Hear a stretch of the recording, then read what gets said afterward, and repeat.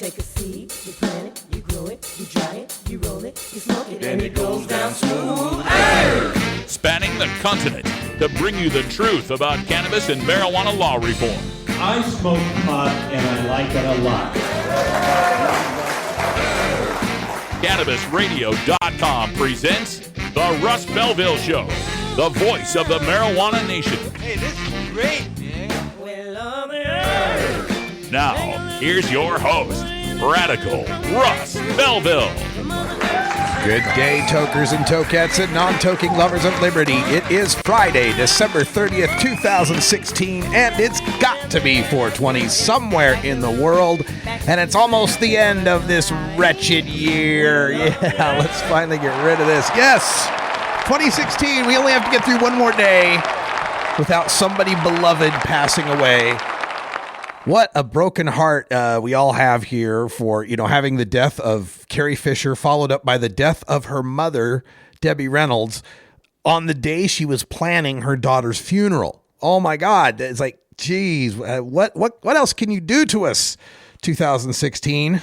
You almost don't want to tempt fate, but anyway, I hope you are all preparing for a fun and exciting new year coming up in 2017. We'll have plenty to bring you here on the Russ Belville Show and on CannabisRadio.com. All sorts of new podcasts, including my friend Ngaio Belam has a new podcast on Cannabis Radio, Rollin' with Ngaio. You got to check it out. It's entertaining as hell.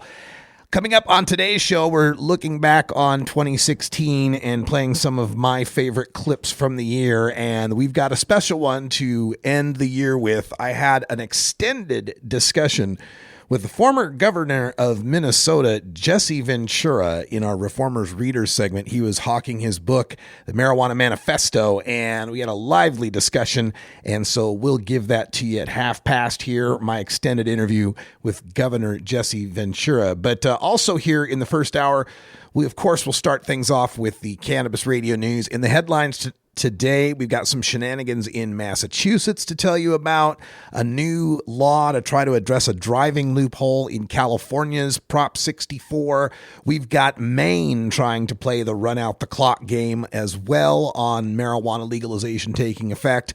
And great news, on the other hand, coming from the U.S. territory of Puerto Rico to deliver for you, and the reaction of law enforcement to the fact that New Year's Eve is happening tonight in Las Vegas. And at midnight, it becomes January 1st, and marijuana becomes legal in Las Vegas and Nevada, the whole state for that matter. And we'll tell you how they're reacting to that. Also in hour one, in Behind the Headlines, we're going to get into this story that's getting some traction. It's been reported on in Forbes now on cannabinoid hyperemesis syndrome. This is the cyclical vomiting that happens from time to time, and we'll get to the truth behind this cannabinoid hyperemesis syndrome when we get behind the headlines. So stay tuned for that. Then in hour two, we'll do a lot of our regular hour one segments.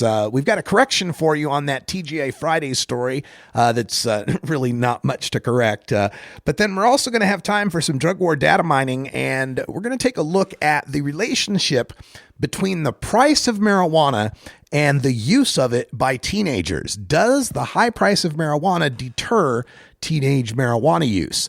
Then after our safety meeting, we'll get into a radical rant where I'm going to comment on those stories in the headlines from Massachusetts and Maine, where both governments there are trying to delay the opening of pot shops. And I'm going to tell you what I think they're trying to do, what they're up to in these legislative shenanigans. Also in hour two, we've got Paul Armentano's top 10 marijuana science stories from 2016. We can end the year on a happy note.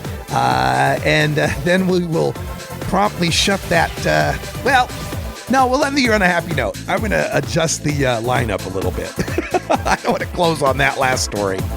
Hey, stay tuned. We're back with the last headline news of 2016. I'm Radical Russ, live from Delta 9 Studios in Portland, Oregon.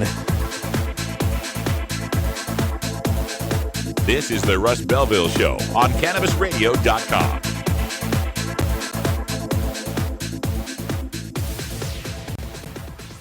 Cannabis use isn't the only thing growing. So are we. Grow with us. CannabisRadio.com.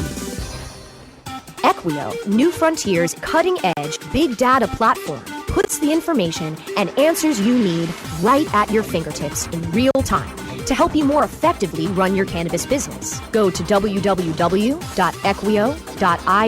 to sign up for your free membership today. Again, that's www.equio.io.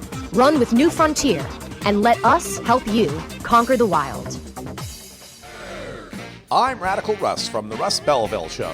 Senator Mark Madsen of Utah. Mark, welcome to the show. Everybody kind of turns a blind eye. They obviously have to go to some other state. Representative Lou Fredericks. We're going to get something on the order of nonviolent possession offenses. State Representative Kathy Tilton. Where does it go from personal use to commercial use? It's the Russ Belville Show, the NPR of POT, weekdays live at 6 Eastern, 3 Pacific, exclusively on CannabisRadio.com. The Russ Belville Show, providing dictionaries to drug czars since 2009.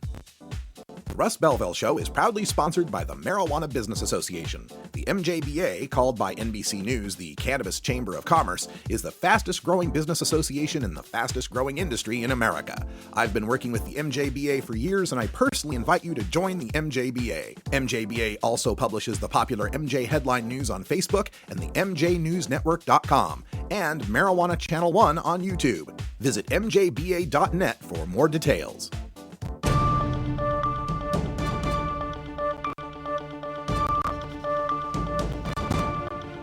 It's time for the Cannabis Radio News, covering the latest headlines in consumer cannabis, medical marijuana, and industrial hemp. Cannabis Radio News is now available exclusively at CannabisRadio.com. Now your marijuana headlines in 4 minutes and 20 seconds. This is Cannabis Radio News. This is your Cannabis Radio News for Friday, December 30th, 2016. Massachusetts Governor Charlie Baker signed a bill Friday aimed at delaying by up to 6 months the opening of marijuana shops in the state until mid-2018. An aide to the Republican governor said Baker shares the desire of state lawmakers to thoroughly prepare for the launch of a new industry distributing a controlled substance. Baker's decision to sign the bill came as a small group of marijuana activists protested outside the State House. Members of the Massachusetts Cannabis Reform Coalition and the National Organization for the Reform of Marijuana Laws faulted lawmakers for passing the bill during end-of-year sessions and said the delay, quote, flies in the face of the will of the voters, end quote, who approved the ballot question legalizing pot. The House and Senate passed the bill Wednesday without a public hearing and without debate during informal sessions in both chambers. Only a handful of lawmakers were present. Newly introduced legislation seeks to ban behavior not addressed by California's new pot law, toking while driving. It's currently illegal to have an open container of weed in a vehicle. It's also illegal to drive while high. But there's a technical loophole in these existing laws because they don't address actual usage while driving, nor do they define whether a pipe, joint, or edible are considered open containers. The proposed Senate Bill 65 would make it an infraction for anyone to smoke or consume marijuana in any form while driving a vehicle or piloting a boat or plane, consistent with the law on alcohol. Earlier this month, Assemblyman Tom Lackey, a Republican from Palmdale, a 28-year veteran with the California Highway Patrol, introduced a bill intended to give police officers the right to use saliva-based roadside testing devices on drivers they believe are under the influence of marijuana. Campaigners who opposed a referendum to make marijuana legal in Maine are now calling for a moratorium on implementation of legalization. Voters narrowly approved legalization of marijuana last month. The new law calls for a 9-month implementation period in which state regulators will make rules for marijuana retailers and social clubs. The anti-legalization group Mainers Protecting Our Youth and Communities say this isn't enough time. The group wants lawmakers to halt implementation until at least summer 2018. The state is also waiting for Governor Paul LePage to issue a proclamation of the results. The law goes into effect a month after LePage makes the proclamation. LePage, a Republican, has questioned whether the marijuana law can be legally implemented. Pro-marijuana campaigners say the moratorium call is a stalling tactic. Medical marijuana dispensaries have begun operating for the first time in the U.S. territory of Puerto Rico. Governor Alejandro Garcia Padilla said Friday that 2 dispensaries opened nearly 2 years after his administration adopted a regulation to allow for the cultivation, manufacturing, and distribution of medical marijuana. Nearly 2,000 patients have registered with the island's health department so far to obtain medical marijuana. Officials say the substance can be used in forms including pills, creams, patches, and oral drops. Smoking marijuana and cultivating it for personal use remains illegal, although Garcia has said prosecuting marijuana possession would be given the lowest priority by his administration. Police will fan out in force both in uniform and undercover to keep crowds safe during Las Vegas's extravagant New Year's Eve celebration, authorities said Thursday. While recreational marijuana use for people 21 and over becomes legal in Nevada on January 1st, police reiterated that consumption is not allowed in public places and should be done at home. Using pot in public is a misdemeanor that carries a fine of up to $600. Driving under the influence of marijuana is also illegal. Retail dispensaries are not yet allowed to sell marijuana for recreational use and can only provide their products to people with valid medical marijuana cards. It's an all-hands-on-deck situation for Las Vegas police, who are barred from taking vacation during New Year's Eve holiday period. Clark says all officers will either be working or on call. This has been your Cannabis Radio News for Friday, December 30th, 2016. I'm Russ Belville.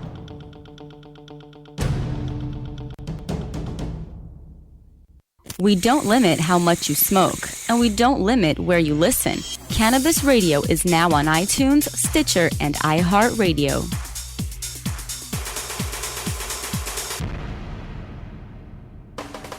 CannabisRadio.com proudly presents the newest and greatest podcast in the galaxy, The Real Dirt with Chip Baker, your insider industry connection to accurate and entertaining information about cannabis technology, production, cultivation, and everything in between. Rolling joints and dropping knowledge about cannabis technology, production, cultivation, and everything in between. The future of legal cannabis has arrived, and we want to give you the real dirt with Chip Baker. Look for new episodes at CannabisRadio.com, TheRealDirt.com, or subscribe to the show on iTunes, Stitcher, and iHeartRadio. It's time for Cannabis Facts about Alzheimer's from Robert Platshorn's TheSilverTour.org. This message is supported by our donors and Hemp Inc., a public company poised to lead America's hemp revolution at hempinc.com. A new Florida study in the journal Molecular and Cellular Neuroscience found that cannabis promotes the growth of healthy new brain tissue. It can slow the effects of Alzheimer's and may in fact be able to halt it entirely. A long-term study by Ohio State University's Professor Gary Wenk concludes that people who regularly use marijuana get Alzheimer's at a much lower rate than others. This was Cannabis Facts from thesilvertour.org, an educational nonprofit supported by our donors and Hemp Inc., a public company poised to lead America's hemp revolution at hempinc.com. You're listening to Radical Russ on the Russ Belville Show. Hey everybody, it's Radical Russ here from 420 Radio, inviting you to be like me and get your ink done at Lucky Horseshoe Tattoo, Fort Worth's most female-friendly, clean, sterile, awesome tattoo shop. Thomas and his crew are true artists who can design you a custom piece or use a design you bring in. Lucky Horseshoe Tattoo also offers all styles of tattooing as well as piercings and all-around fun. In the DFW area, stop by Lucky Horseshoe Tattoo and tell them Radical Russ sent you. Trust me, it'll feel awesome. The world of cannabis is evolving at a frenetic pace. The Russ Belville Show gets behind the headlines to take a deeper look at breaking news in our Cannabis Focus. Today in the Cannabis Focus, I want to talk about this story that's gaining some traction. I saw it on Forbes.com and then subsequently checked out all of the reports on it. And it has to do with cannabinoid hyperemesis syndrome. And as it was reported, the problem is, and this is from the story that was on Forbes, Dr. Kenan Hurd, an emergency room physician at the University of Colorado Hospital in Aurora, Colorado, co-authored a study showing that since 2009, when medical marijuana became widely available, emergency room visit diagnoses for cannabinoid hyperemesis syndrome in 2 Colorado hospitals nearly doubled. Oh, no. Okay, so first of all, let me just make it clear that there is such a thing as cannabinoid hyperemesis syndrome. I've suffered it twice, and it's not pleasant. And it's basically you just have overloaded your endocannabinoid system by either doing too big of a dab at once, or you ate too much edibles, or whatever it might be. And you get this violent cyclical vomiting fit. And I mean, you empty your stomach and you're still puking. You're just dry heaving. I'm telling you, it's not a pleasant thing. It really does exist.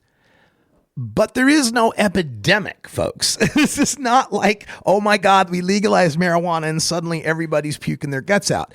I mean, the problem with this is a trick that they use in reporting on studies. And I don't know that it's,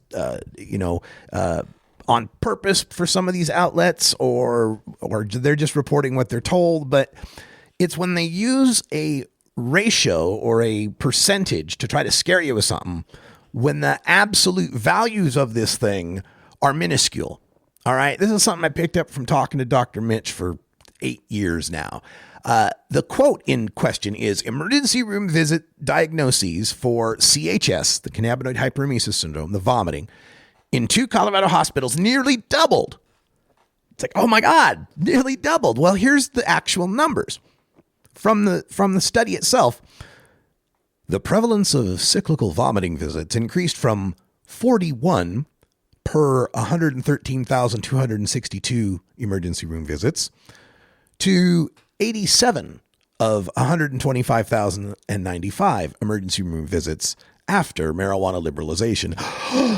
Oh my God! Over the course of a year, 87 pot smokers in Colorado puked their guts out in 2 hospitals. All right. Well, let's see now. The rate of annual pot smoking for people ages 12 and older in Colorado in 2010-2011 was almost 17%. There were 4.3 million people in Colorado. About 82% of them are age 12 and older. That's about 3.5 million. 17% of that works out to about 600,000 annual pot smokers. So in other words, in these 2 hospitals, we had a little over 1.5 1/100% of Colorado's pot smokers that year that suffered CHS.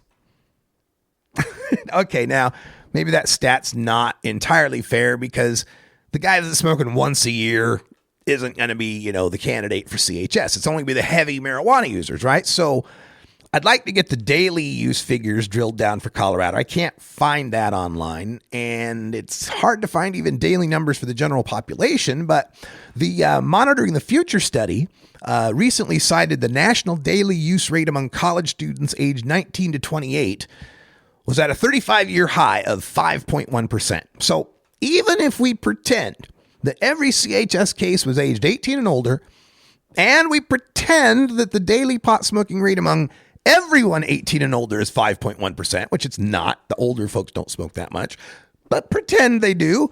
We'd still only be looking at 87 CHS cases among 163,000 daily tokers, a rate of just 0.05%. And here's the other quote that I wanted to zero in on. He says, quote, "It is certainly something that before legalization we almost never saw. Now we're seeing it quite frequently." All right, so before legalization, there was 41 out of 113,000. That's 1 for every 2,700 patients. After legalization, there's 87 out of 125,000. That's 1 every 1,400 or so in 2 hospitals. So have that for each, right, for 1 hospital. So in another way to look at it, before legalization, a doctor in one of those hospitals would see a CHS case once every 18 days. Almost never. And after, they'd see one every 8 days, quite frequently. It's okay. And of course, the bottom line on this, the serious confounding issue here is that any stat you take on what people were doing with marijuana before legalization has the confounding factor of people not wanting to admit they were committing a crime. The possibility of prosecution. This confounds the stats on the kids eating the edibles, the dogs eating the edibles, the people going in for vomiting syndrome. They don't want to admit the real reason they went in there.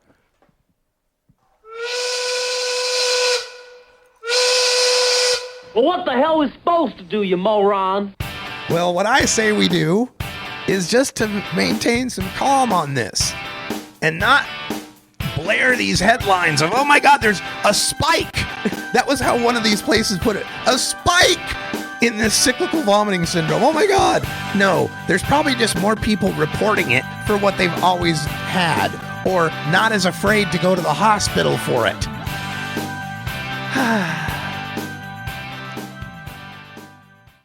Maui Wowie, Acapulco Gold, California Kush. Our strains stretch everywhere too. This is the Cannabis Radio Network. Everyone deserves the medicine they need. Aaron's premium CBD essentials and CBD nectar products are made from plant-based organic ingredients, grown and processed in the United States. Our unique formula of coconut oil and coconut water infused with CBD oil is ideal for all skin types and provides maximum relief. Aaron's Essentials was formulated by 9/11 first responder and Stage 4 cancer survivor Aaron Sieber. As a cannabis connoisseur, Aaron began making and using his own lab-tested medicinal cannabis products to help relieve the side effects of his rigorous cancer treatments. Visit www.cannaisaurbrands.com for more information on Aaron's Essentials and learn how you can pay it forward. That's CANNAISSEUR brands.com. Warning. Hits taken on this show are larger than they appear. Do not try this at home. These people are professionals, or at least they pay me to say that. A public service message from CannabisRadio.com and the Russ Belville Show. The International Cannabis Business Conference comes to San Francisco, California on February 16th and 17th, 2017. The ICBC San Francisco, Northern California's first business-to-business event since the recent historic election, will bring together top state regulators and industry leaders to discuss permits, business models, and opportunities within the newly enacted laws and landscape. Of course, the ICBC also famously offers some of the best cannabis industry networking, leveraging our worldwide following to connect wholesalers, brands, distributors, investors, and strategic partners. And don't forget to come early for our VIP reception and stay late for our legendary after party.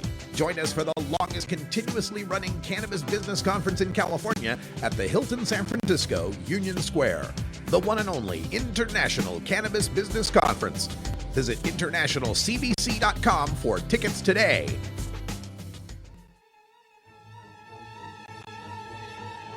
The best weapon you can have in the Prohibition War is your mind. Fill your head with the knowledge you need by checking out this latest entry in the Russ Belville Show's Reformer's Reader.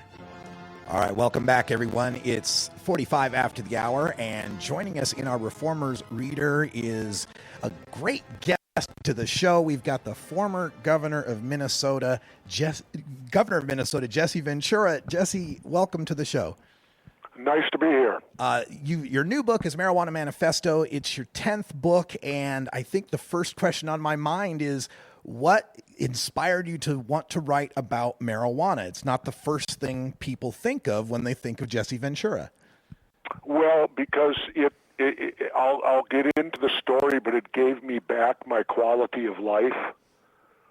That if it wasn't for marijuana, I would not have the quality of life that I was used to and that I enjoyed. And it isn't from me, but I'll just state this. It dealt with a person close to me who started suffering epileptic seizures disorder and started seizing. It got so bad it was 3 to 4 times a week, and I was in the middle of all this. And so my life was completely turned upside down. Not to say that the person seizing, of course, their life was turned upside down, but mine along with it. And the person went to the doctors, and they put the person on 4 different pharmaceutical seizure medicines, one, the next.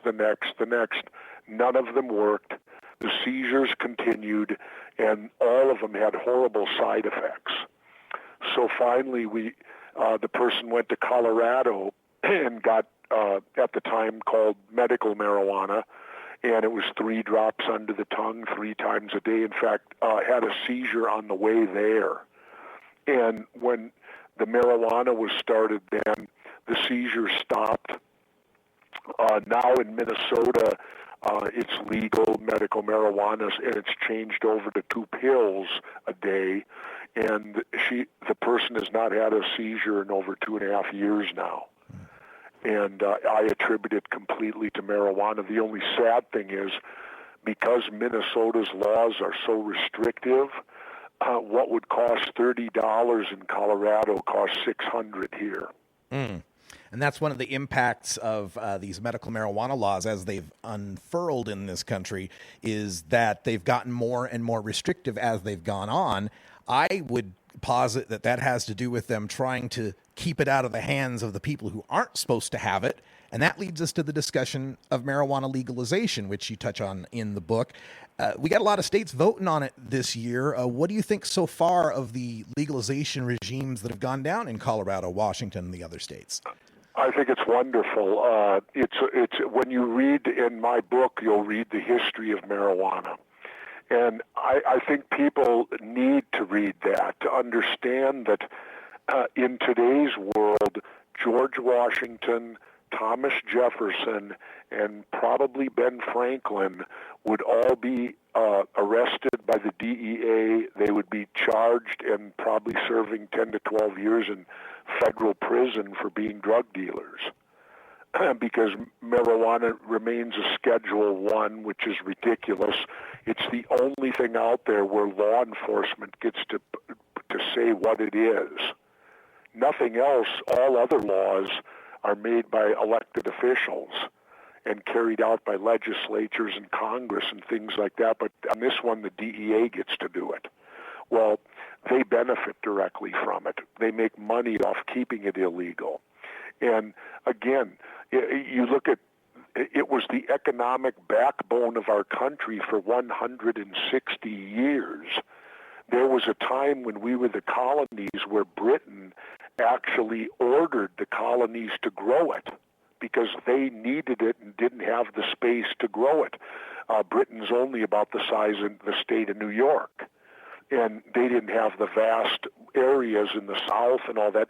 And marijuana was the #1 crop in the South until the invention of the cotton gin. When the cotton gin got invented, then marijuana fell behind cotton for clothing and all of that. But it was the backbone.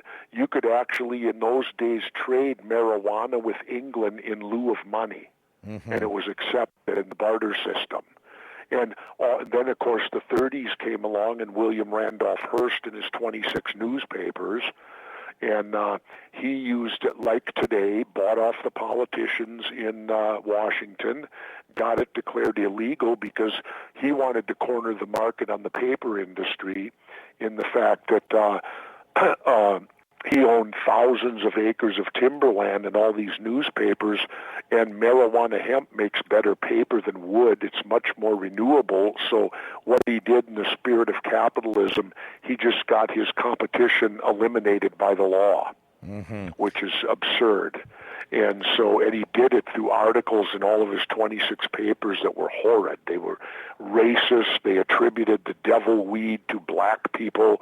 They insinuated that Mexicans smoked it, and that's why they were all lazy, and all of these racial things that were just, it makes the hair on the back of your neck stand up to a predominantly white country at that time. The white power was the power in the country. You know, people of color had no power, so they were scapegoated with marijuana, and then, you know, and the rest is history now. But it's ridiculous. It's jobs waiting to happen. Colorado's got, $300 million new dollars this year to spend on their schools because of taxing pot. I know the first windfall out of Washington was that their judicial budget in the first year fell 15%, and I can tell you as a governor, that's mammoth. Mm-hmm. That's hundreds of millions of dollars right there that you're not spending. People fail to realize whenever someone gets arrested for anything, it costs you money. Exactly. Because it's your tax dollars that have to do the arresting. So while we arrest all these people, and then I'm going to go on with this, and then I'll let you back in. Every time you got the stuff with the national anthem right now, you know, with Kaepernick and all that. I laugh when I hear the national anthem today. You know why I laugh at it? When it gets to the part "Home of the Brave and Land of the Free." Yeah. And we have more people in prison than any other country in the world. How do we call, what hypocrisy? How can we possibly call ourselves land of the free when you ain't free if you're sitting in jail? Exactly. We're speaking with former Minnesota Governor Jesse Ventura. His new book is called Marijuana Manifesto. It's extensively annotated. I hear 40 pages of footnotes, so you've certainly done your research. And you mentioned the 30s and Hearst and the demonization of marijuana. And there are some in our movement, and in fact, there's a book out called Cannabis Manifesto. There are some in our movement that bristle at the word marijuana. Why did you choose that as the title of your book? And do you share any of that concern about using the word marijuana versus cannabis? Well, cannabis, that's kind of like, you know, that's like being an atheist or a non-believer. You know, you go through that if you're one of those. You know, are you? Because atheist sounds so harsh, and non-believer sounds much more acceptable. But the point of the matter is, why not use marijuana? That's what it was called when I was growing up. You know, that's what I grew up with. I'm a product of the 60s. I was in my teen years in the 60s, graduated high school 1969, and back then it wasn't referred to as cannabis. So if I make the mistake, and we should call it cannabis, I guess, we call it marijuana. I call it marijuana because that's what it was called back in the days when I went and saw Jimi Hendrix, like July 25th, 1970. It was called marijuana back then, so spike it off to my youth. You're making me jealous with the Hendrix concert there. I'm a little younger than you are, and dang it, I'd only been 2 years old, but I still would have wanted to go. Jesse Ventura, the Marijuana Manifesto is the book, and this is it's interesting to me that you came about wanting to write this book based on, you know, the experiences of someone you know dealing with a medical issue. Prior to that, had this been something on your political radar? Had this been something you'd been... Yeah, I tried when I was governor to get legalization of cannabis. You know, at that time, when I was governor, I could get no cooperation. You see, I was an independent. Mm-hmm. And with independence, if you elect independents, you'll get to issue like this.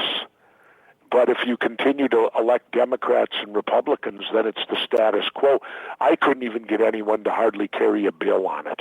You know, same thing held true when they want to build all these sports stadiums, right? This is a little off on another subject, but I had a way they could build all the stadiums they want and it wouldn't cost the taxpayer $1.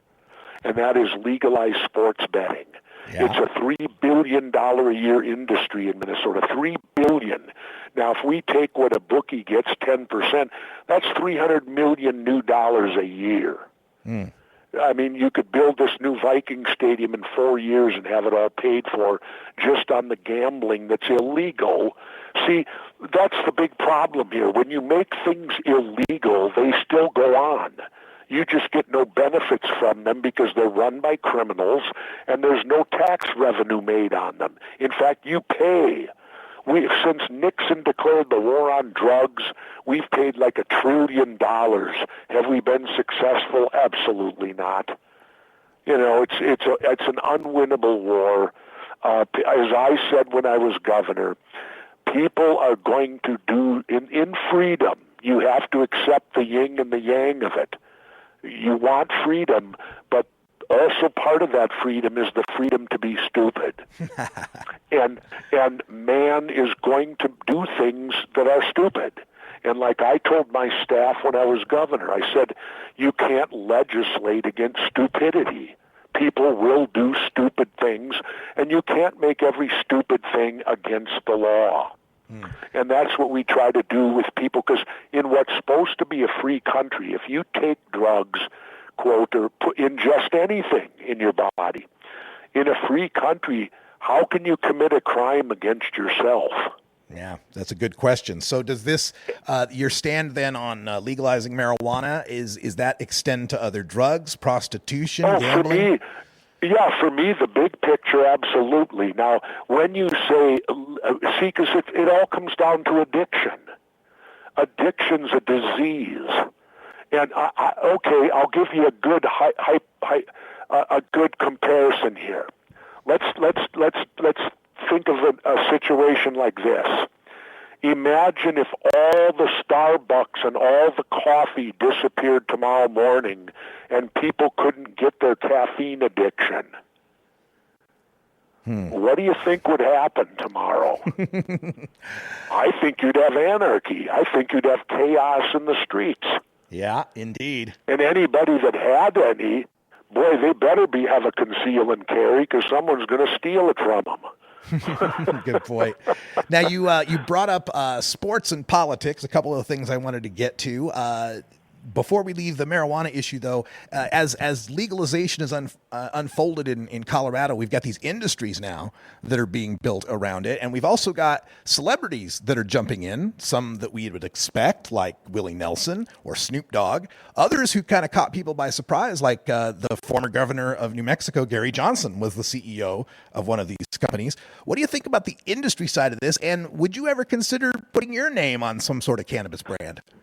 Absolutely. I've put word out and no one seems to want it, so I thought I'd write a book.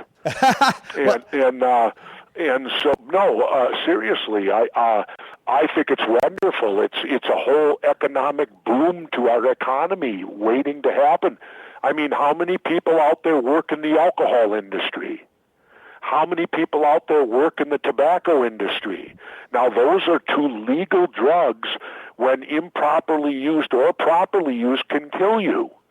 Marijuana's never killed anybody, or cannabis. You know, and you can't overdose with cannabis. You can drink and binge drinking. Look, it's a problem at college. These kids, binge drink and they die. Well, that can't happen with cannabis. You can't smoke enough in one night to die from it. It's never happened. If it does happen, it'll be the first time. And so when you look at it from a safety standpoint, and then you get the argument from people, well, the cannabis today is way more powerful than the cannabis in the 60s. That might be, but just the same as alcohol. You have different strains of marijuana, just as you have maybe a liqueur that's only 18%, or you can go out and drink 151 rum. One of them's going to knock you into tomorrow, and the other one you probably handle all night long. Well, the same can be said, and on the side of if you're an inhaler, say you're a smoker of the cannabis. Well, if it's more potent, you may have to only take one puff. And you're good for how long? Where in the old days in the 60s, you might have to take a dozen puffs or smoke the whole cannabis cigarette. Well, that means you're inhaling more smoke in your lungs, aren't you? So the less smoke, the better. And if it's more potent, that's not necessarily a negative thing. Yeah, exactly. Because you can't overdose it. Right. Governor Ventura, I got to tell you, checking out our live chat room here at cannabisradio.com, we've got a grower out there in Central Oregon who says it was an area settled by Minnesota loggers, and he welcomes you out there if you want to start your brand. Another one of our chatters says, another one of our chatters. Tell him I appreciate it, but I don't think I've had a varied multiple careers. But Farmer hasn't appeared yet, and I don't know, I'm 65 now. I don't think I got a green thumb. Another one of our chatters has come up with the name for the Jesse Ventura marijuana cigarettes. He calls them Ventura Highway. How's that? Not bad. Not bad. You know, like I said, I would be open to it because for me, I like to do a lot of firsts, and I just signed with RT America. That's Russian television. Mm-hmm. And my agent is William Morris Endeavor, one of the largest agencies in the world out of L.A. And they told me that I was the first person the first client where they ever negotiated with Russia. Oh, wow. For my services. Interesting. Which is what they do. Yeah. And so that's a first there, so I put a feather in my cap on that. So if somebody out there would offer me an advertising deal for cannabis, I'd jump at it because I'd like to be the first elected official to officially put my name on something that should be legal. To me, this is bigger than cannabis too. This is an opportunity for us, the people, to rise up and tell our government that we are the boss.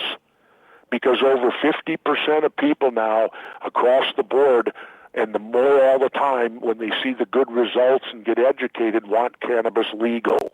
Mm-hmm. Well, it's our government that's telling us we can't. And we need to understand they work for us. We don't work for them. That's right. As much as they want to make you believe that they lord over us, cannabis could be the issue that really throws it in their face. You know, we had to start with Bernie Sanders' people, and believe it or not, Sanders' people and Trump's people are the same. They're just at the opposite ends of the spectrum. Yeah, I've heard that analysis before myself. Oh yeah, they're on the opposite ends, but they're both calling for ending the status quo. Yes. We're one from the far right, the other from the far left. Exactly. And it's an amazing phenomenon when you watched it take part over the last year and a half. Oh, yeah. And then you watch the two parties destroy it and stifle it down. Well, cannabis could be the issue where we can rise up and tell our government that we're in charge. We want this product. We want to be able to, you know, here's a quote. You want an original quote from me? Yes, sir. Here it is. I've said it many times, having grown up in the 60s. Marijuana or cannabis is to rock and roll what beer is to baseball. So imagine if they took away beer at the ball game. That would be a tragedy. Well, it's a tragedy because they've tried to take cannabis. I'm trying to say the words right. Oh, I'm not the one who's got the problem with marijuana. I love the word marijuana. Well, anyway, they're trying to take it away. I mean, I grew up going to concerts in the 60s, and you could go there with nothing. And it was sent right down the line, and everyone had a wonderful time, and it was some of the greatest times in this country, I think. Yeah. And believe it or not, from age 18 to 22 and a half or 23 and a half, I was in the United States Navy. Yes, sir. And we're speaking, folks, if you just joined us, we're speaking with Governor Jesse Ventura. His new book is called Marijuana Manifesto, and it's available through Amazon and other outlets. And I wanted to get toward that political discussion because, you know, your career fascinates me as someone who rose past the two-party politics and managed to become governor of Minnesota as an independent. This year in the presidential race, we've got the two least liked major party candidates ever. What should be the big opening for a third-party candidate to make a splash, and yet Governor Johnson and Dr. Stein, between the two of them, can't even register 15% in the polls. How do we break this logjam? Well, you break it by voting for them. Simple as that. But here's the problem. It's an unlevel playing field for them. Number one, the media never talks about them, never shows their faces when they show the other two. Everything's focused on the two-party dictatorship, and the media is bought and sold by the same corporations that own the two parties. So it's all in a big circle, and if you're not in that inner circle, you're left out. What happened in Minnesota was this. I was polling no better than Gary Johnson, 9% at Labor Day. but I was allowed in the debates. In 60 days, I became the governor of Minnesota because I was allowed in the debates. The problem with the presidential debates, guess who gets decided who gets in? The Democrats and Republicans. Because they're the ones that had the Federal Debate Commission, this so-called nonpartisan commission. Well, it's nonpartisan for the Democrats and Republicans, but it's very partisan for third parties. They set this unbelievable high standard of 15% in the state of Minnesota. If you get 5% on a statewide election, you're considered a major party. 5%. Yet at the federal level, and who set the standard of 15? Where is that in law? That you have to have 15% to be included in the debates. Yeah. And I proved it.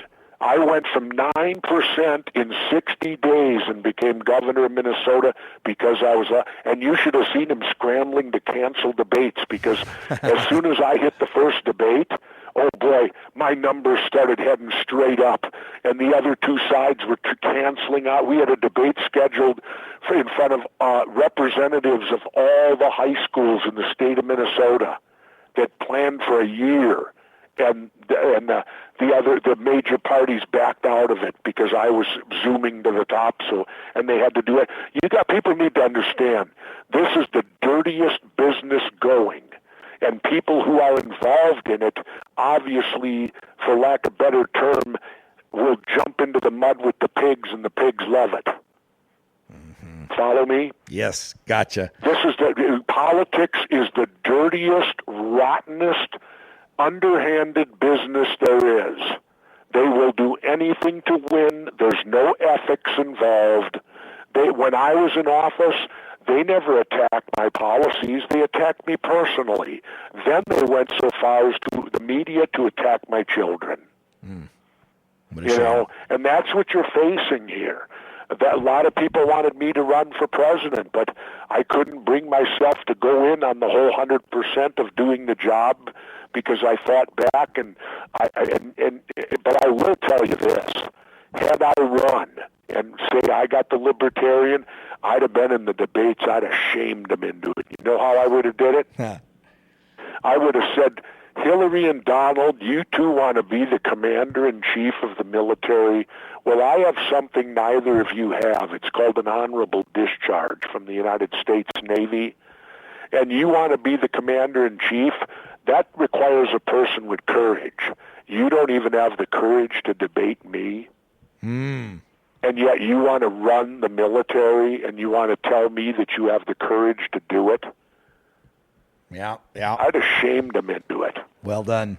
Jesse Ventura, the book is Marijuana Manifesto. And so looking at the fact that we've got this setup system where we're going to be force-fed these two candidates. Oh, it's rigged. It's rigged from anyone outside the two parties. It's completely rigged against you. Yeah. Do you see, though, is there any lick of difference to which one of those people might become president as far as politics or even marijuana goes?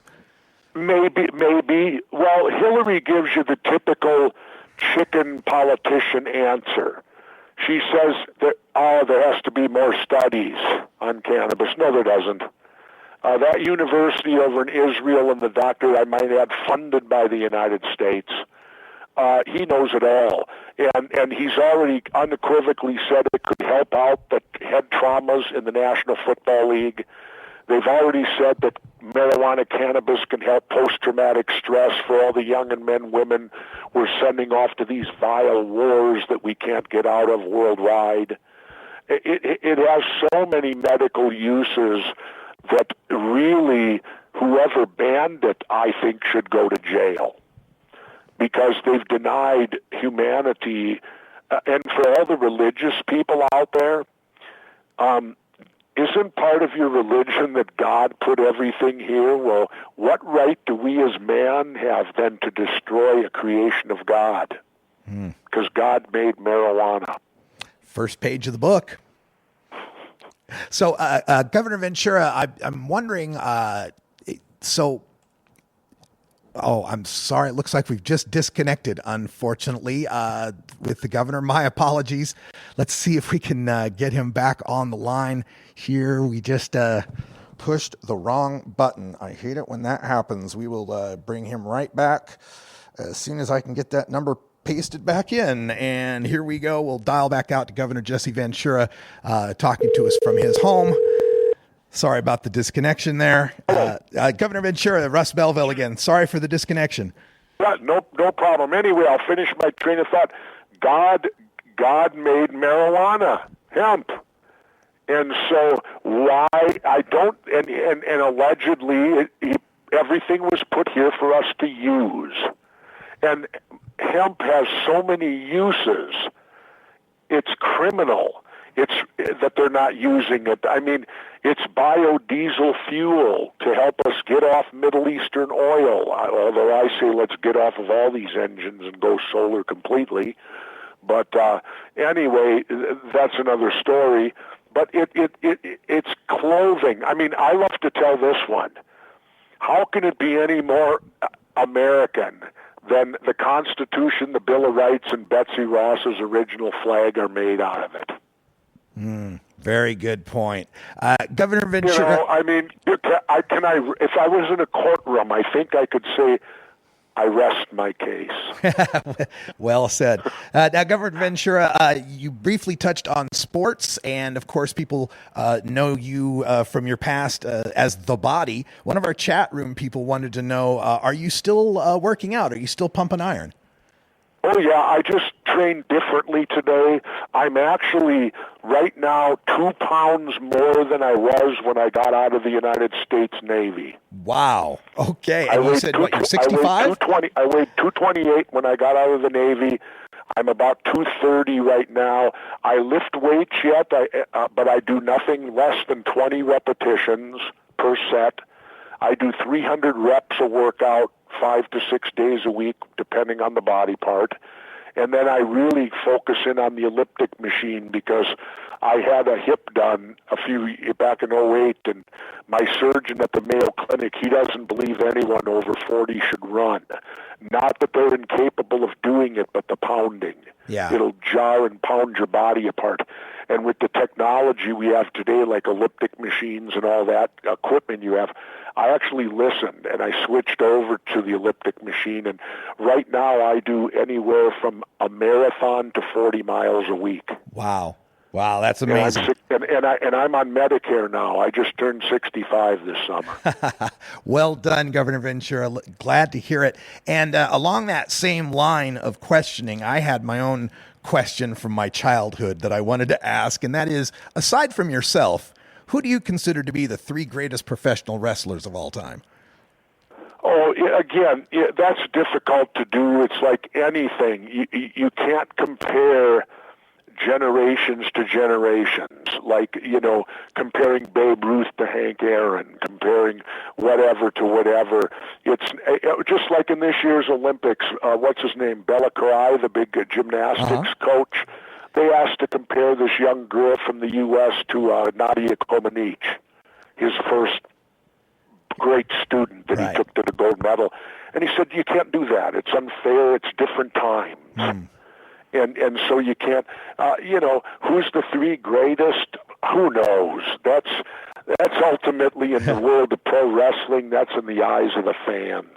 I can't sit here and tell you who the 3 greatest are. I will say this: I'm the greatest talker. Well, no doubt about that, Governor. Now, as we, in my day, they always said the money was made at the mic. There you go. Was marijuana ever a concern in pro wrestling back in the day? I mean, I've heard lately it's been tested for. It not a concern. I'm not going to say I'm not going to say anything more than that. It was used for the same things that they would use it today for pain and other additional things that, in my opinion, are far better than having to go to pharma. I mean, we here in Minnesota just lost Prince. Yes. And we didn't lose Prince to marijuana. We lost him to pharmaceuticals. Yeah, specifically, we lost him to fentanyl. And in Arizona, one of the makers of fentanyl has donated $500,000 to try to defeat legalization there. Yeah, of course, because they want you on those pills. I mean, when you look at the epidemic going on throughout this country right now with opiates, it's scary. And yet, here's some instant feedback too. Everywhere they've legalized marijuana, heroin use has dropped. Mm-hmm. So it runs in the face of them when they sold us back from the 30s on that it was a gateway drug, that you'd smoke pot today and in 2 years you'll be on heroin in the gutter. Well, this is proving that is not true at all. In fact, the opposite holds true. There's less going to that extreme if access to marijuana or hemp is available, or cannabis. Governor Ventura's book is called Marijuana Manifesto. You can check it out at Amazon.com and other fine retailers as well. And Governor, of course, we've got about 3 minutes left here. And this November, we've got 9 states on the ballot, 4 with medical marijuana, 5 with legalization, and most importantly, California, with its Prop 64 legalization, is on the ballot. Are you in support of these measures generally, California specifically? Should people take a look at these and vote for them? I haven't read it completely, but be wary. Be wary, because what I say by that is the one that got voted down in Ohio, it was good that it did, because be wary. What the government's trying to do is make it to where you're going to have to buy all your cannabis from, say, an Anheuser-Busch, a big corporation. And they're writing these laws that allow the corporations to take over the business. You know, and I think that's the big thing the cannabis people don't want to have happen. They want poor people to have access to it. We want the freedom. Even today, I'll finish with this. It's still not legal in Colorado, not completely. You want to know why? Yeah. I can go to Colorado and I can buy as much tobacco product as I want and fill up a pickup truck, right? No one would say a word to me. I could go to a liquor store in Colorado and I could empty out as much liquor as my credit card would hold, and it would all be legal and no one would say a word. Yet, a state resident can only purchase 1 ounce at a time, and a non-resident can only buy a half an ounce of marijuana at any time. Now, so that means it's still not completely legal. And the other thing about Colorado that's strange, you have to have a prescription to get medical, but you don't to get recreational. Yeah. It's still that don't make no sense to me at all. Yeah, we still have a long way to go before we truly achieve cannabis liberation. These exactly. little baby steps and are frustrating. We have to keep the heat on, the feet to the fire, because they're going to do everything they can to reverse all this any time that they possibly can, and they got huge money backing them. So the people, it's like I said, this is an issue where the country can rise up and tell the government, hey, we're in charge, we want this legal, get out of the way, we're the boss, you're not. You're to carry our wishes out because you take our taxes and spend them. Oh, Governor Jesse Ventura, thank you so much for those words. We appreciate you joining us here on the show. And this sound means... You can't handle the truth. What a perfect segue. Governor Ventura, thank you so much for joining us here for this extended interview. Bye-bye. Bye-bye, and appreciate that. Looking forward to getting a copy of that book, Marijuana Manifesto. Check it out online. We'll be back after this safety briefing, taking your calls at 650-LEGAL-MJ, 650-LEGAL-MJ, when we return.